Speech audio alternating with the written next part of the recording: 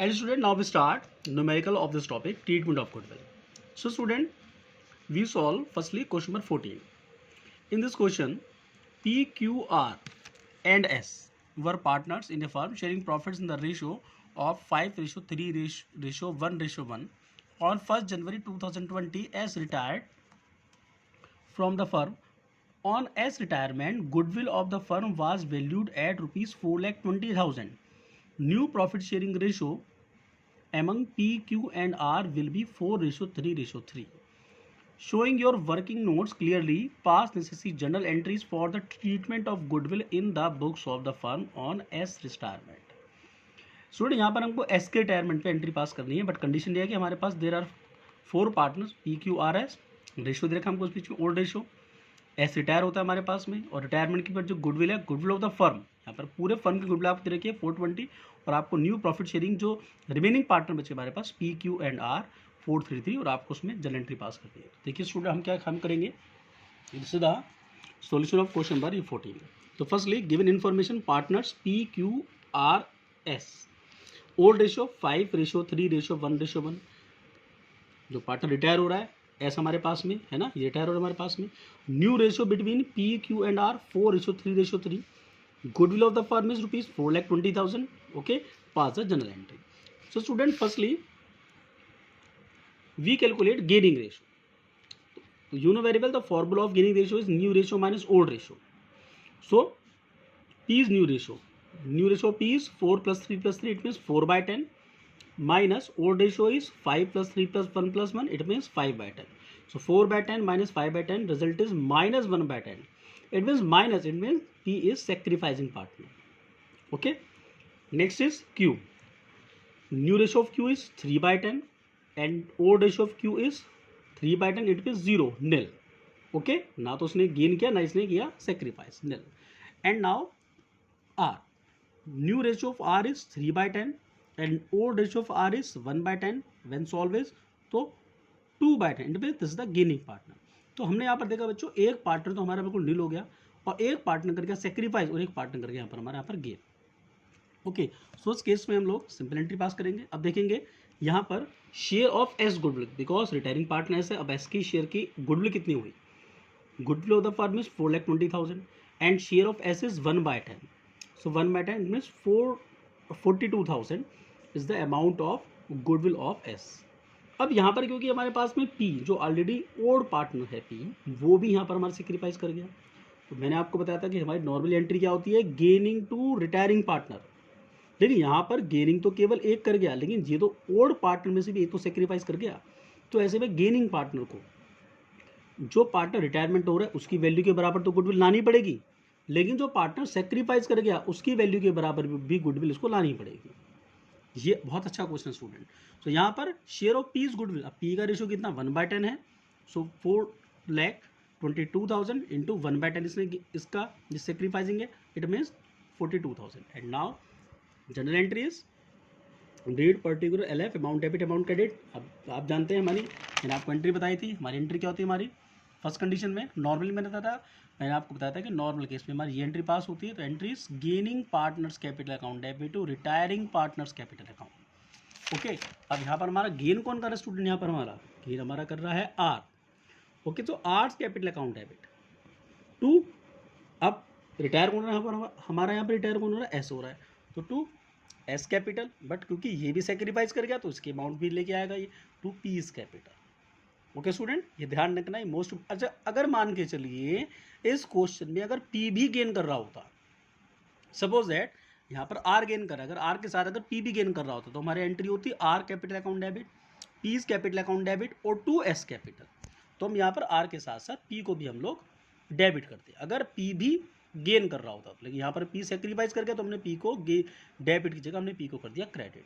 Are capital account debit to P's capital to S capital. अब R कितने amount लेके आएगा? Are total लेके आएगा 84,000, जिसमें से 42,000 for P and 42,000 for S. And narration is being the adjustment made for goodwill on retirement of S. Okay student, तो इस तरीके से हमारा ये वाला क्वेश्चन हो गया, क्वेश्चन नंबर ये 14. वेरी सिंपल क्वेश्चन है.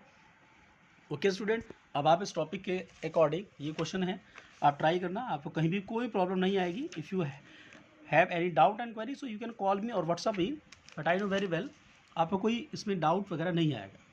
And student now we start next topic hidden goodwill. आप जानते हैं हिडन गुडविल का मतलब क्या होता है.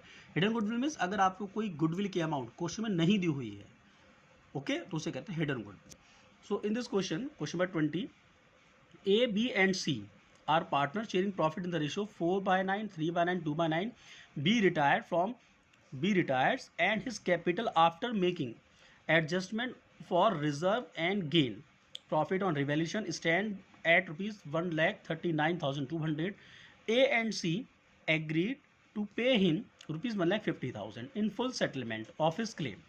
Record necessary journal entry for adjustment of goodwill if the new profit sharing ratio between remaining partner 5 and 3, मतलब 5:3. इट मीन यहाँ पर हमारे पास क्वेश्चन में 3 पार्टनर्स ABC ओल्ड रेशियो दे रखा है हमारे को यहाँ पर, और हमारे पास यहाँ से B, जो B पार्टनर है ये रिटायर हो जाता है हमारे पास में.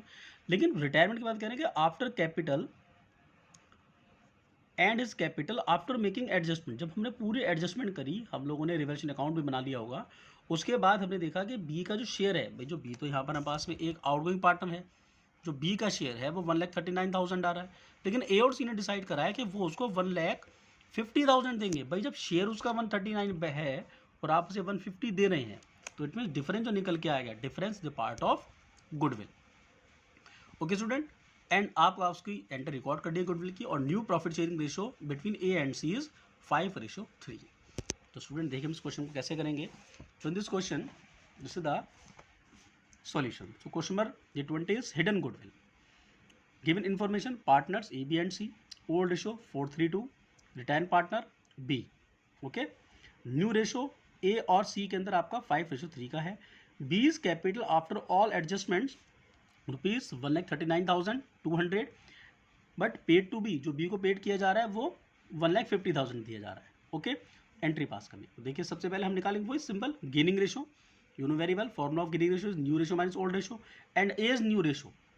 New ratio of A is 5/8, 5 plus 3. Okay, 5/8 minus new ratio of A is 4 plus 3 plus 2, 4/9.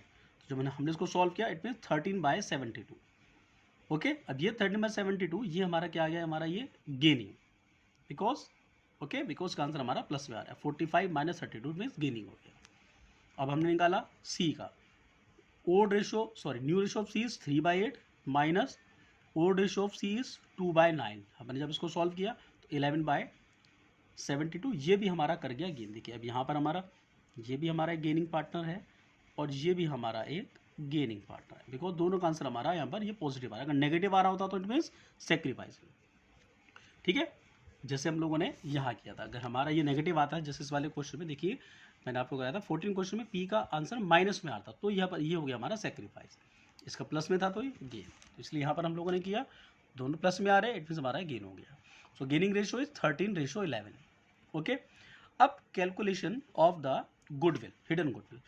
Student हम देखें यहाँ पर कैपिटल ऑफ बी, हम जो बी को टोटल अमाउंट उसको देना चाह रहे हैं, लेकिन उसकी एक्चुअल अमाउंट जो आफ्टर ऑल एडजस्टमेंट जो बी की अमाउंट बैठ रही है कैपिटल, वो केवल 1,39,200 बैठ रही है, only 1,39,200. But amount paid to B, जो बी को अमाउंट पे की जा रही है वो कितनी पे की जा रही है, 1,50,000. भाई जब आपकी अमाउंट 139 है, हम आपको 150 पे करें, तो डिफरेंस जो क्या हो गया आपका, that is goodwill. It mean this is the hidden goodwill. अब यह जो हिडन गुडविल है ये पूरे फर्म की हिडन गुडविल नहीं है स्टूडेंट, ध्यान रखना. ये hidden goodwill only for B के लिए है, क्योंकि यहाँ पर केवल बी की बात की जा रही है, बी के हिडन गुडविल. बस अब एंट्री पास कर देंगे, same entry. Gaining to retiring partner, तो गेन हमारे यहाँ पर कौन कर गया, ए भी गेन कर गया एंड सी भी गेन कर गया. So A is capital account debit, B is capital account debit, C is capital account debit, और टू रिटायरिंग कौन है हमारे पास, बी है, तो to B is capital. A is capital account debit, C is capital account debit to B is capital account. अब amount कैसे निकालेंगे, 10,800 into 13/24, because 13 and 11 is the ratio.